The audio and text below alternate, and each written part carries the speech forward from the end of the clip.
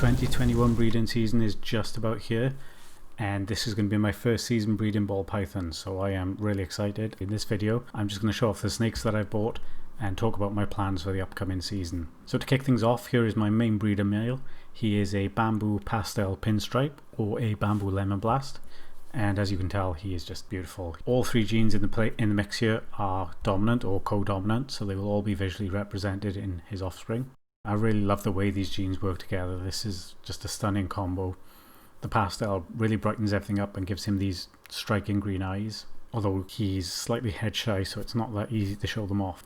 The bamboo pattern obviously has a very strong influence, and it's broken up by the pinstripe. The pinstripe is also bringing in this pale dorsal stripe along his back, which gives him an almost metallic sheen. He is roughly 3 years old and weighs a little under 1,000 grams.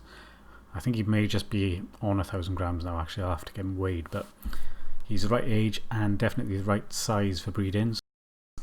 Now, this male is breeding size and breeding weight, but he's not yet proven, so it is a little bit of a gamble. He is producing sperm plugs, so I'm confident he is going to get the job done, and I think he's going to produce some really awesome offspring this year. I do have a second male, but he's not quite ready to breed at the moment. This is a pinstripe desert ghost. And pinstripe alone is a pretty awesome combo. It completely transforms the base standard ball python, both in terms of the pattern and the colour. With this normal pinstripe you get a really gold colour, like a deep gold colour, and then these fine patterned lines all around. I think these sort of outline the heads with a dorsal stripe along the back. Now the desert ghost essentially keeps the pattern the same, though it does clean it up quite a lot. It also completely transforms the colour, making the colour really, really bright. Not only that, it just keeps getting brighter with every moult, giving an almost ancient Egyptian type look with that sort of goldy, sandy coloration, almost hieroglyphic style patterning. This little guy is a 2019 male and he weighs around 350 grams, so he's not ready just yet, but I hope maybe 3-6 months he should be good to go. I've got one female set aside for him, who is also a little on the small side, but I'm hoping they'll both catch up. As long as none of them go on hunger strike, they should meet perhaps in January or February time. This of course means that my breeding season is going to be quite spread out, but that's not really a bad thing. It takes a little bit of pressure off me. My main plan when buying this male was to use him to create hets, so I won't be shooting for the visual desert ghost for at least the first couple of years, and the main reason for that is just to get other genes into the project. But also, although desert ghost is really, really popular, there are not very many available. In fact, on Morph Market right now there are just 5 visuals available, and only one of those is a female. Even if you look at hets, there are just 2 het females. So if you are looking to breed and you're looking to buy females, you've got a choice of 3 in total, which is not great, and they're quite expensive as well. So my plan is to start buying some multi-gene females, breed them with him, and then perhaps in a couple of years time, once I've grown those female heads up, I'll buy a powerhouse visual desert ghost male and start producing the visuals.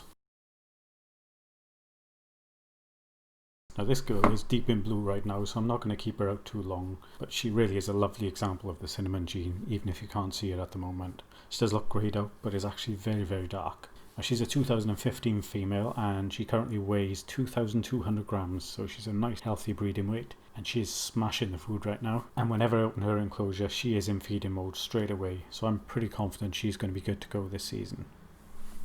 I've seen some mixed results with the bamboo and the cinnamon. There are some which look really awesome, and then there are others which look just sort of bland and faded out.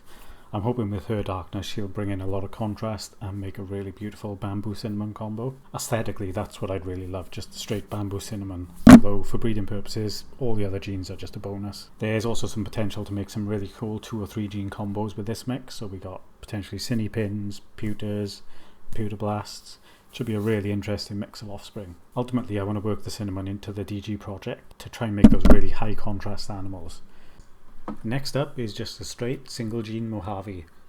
I picked this girl up from a breeder, so she's not really been handled very much, and she is very defensive in her tub. She's very bitey, so if you are nervous around animals that may bite, then perhaps buying adults, certainly buying adults from breeders, might not be the best way for you. But like I say, she's really calm when you get her, well, she calms down a lot when you get her out, although she does try to escape, and so throughout this clip she's going to be running away and I'm going to be fighting to try and keep her in frame. Now both the Mojave and the bamboo are in the blue-eyed leucistic complex, so in this pairing we are going to be shooting for the all-white snake with blue eyes, but I believe the bamboo Mojave has a yellow dorsal stripe, so it's a little bit different. They're also really versatile, these bells, because you can breed them with, say, the lesser and the Russo and create an all-white snake, or you could create the white snake with the yellow stripe using, again, the bamboo Mojave or the special. Or you can create the greyish purple snakes using the Mystic and the Phantom. So there's lots and lots of possibilities. Haven't checked out all of the different possibilities within the bell complex, but this should be a really but any bells produced from this pairing should be really versatile. And we're also looking to get jigsaws, jigsaw blasts, pastavis, lots of variety and nice simple combos. This particular girl was born in 2014, so she's 6 years old and she's almost 2.3 kilograms now, so she's a great age and a great size for breeding, and I'm sure this season she's going to go on and produce a nice healthy clutch. Right, I think I need to put her away now because she seems to have had enough. Yep, that's it, she's out of here. Now this is a visual desert ghost female. She is 3 years old and she currently weighs a little over 1650 grams, so I think she'll be pushing 1700 grams by the time I start looking to pair her. Now I could not believe my luck in finding this girl. Not only did I find an adult visual female desert ghost who was ready to breed, but she was just 20 miles away from me and she was available for a very, very reasonable price. I probably would have paid twice what they were asking for her. And she's just stunning. She's really beautiful. I love the colours. The pattern is pretty much as a normal, but it's a little bit more sort of broken up. Now I could try and pair her with the DG pin male. Potentially this year I could be producing visual desert ghost, but I really want to work more genes into the project, so instead of that I'm planning to pair her with the bamboo lemon blast. Now the ideal scenario there of course would be to reproduce the father as a het desert ghost. I think the odds of that are 1 in 8, so it's not a ridiculously long shot, and if I did get that as a male I could potentially breed it back to her as early as next year and the following year produce the desert ghost bamboo lemon blast, which would be amazing. Actually, from this pairing I'll probably hold back any of the 2 gene combo females just to build up a base of females for the desert ghost project. Okay, lastly we have an Enchi Superfly female or an Enchi Super Pastel Fire. Now this girl is very close to breeding size. I've just weighed her. She's 1463 grams and at 3 years old this could be her first breeding season. So my plan with this girl was to pair her with a desert ghost Pinstripe, who's also a little small, because I'm growing him on and I'm planning to hold him back anyway to the end of the season. That gives him plenty of time to put the extra weight on. So I bought this girl just to get a bunch of base genes into the desert ghost project. The absolute minimum they could make is a pastel het desert ghost, and the best would be a pastel Enchi Fire Pinstripe het desert ghost.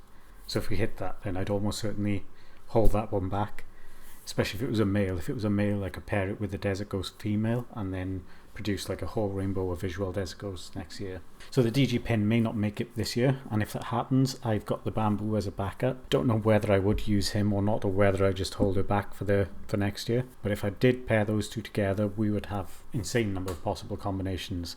So that is my ball python collection and my plans for the upcoming season. Thanks for watching.